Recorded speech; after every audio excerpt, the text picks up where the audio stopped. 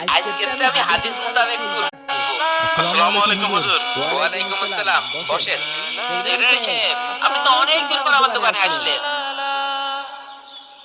বলেন ভাই, আপনার কি করাবেন? আপনার তো চুল দাড়ি সব ঠিকই আছে, কি কাটবেন? আমার দাড়িটা কেটে ক্লিন শেভ করে দেন। আস্তাগফিরুল্লাহ।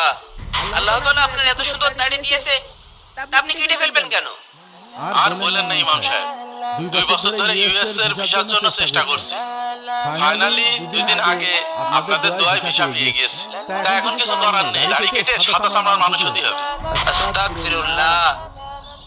মানুষ দাড়ি যে পায় না, আর আল্লাহ তাআলা আপনার এত সুন্দর দাড়ি দিয়েছে, এই দাড়ি আপনি কেটে ফেলবেন? ভারী ঝামেলায় বললাম তো। এদিকে আমি কুরআন হাদিস মোতাবেক ছাড়া চুল কাটবো না। সেক্রেটারি সাহেব, আপনার এই দাড়িতে আমি খুর লাগাতে পারবো না, আমার হাত কাঁপবে না। আপনি একটু কষ্ট করে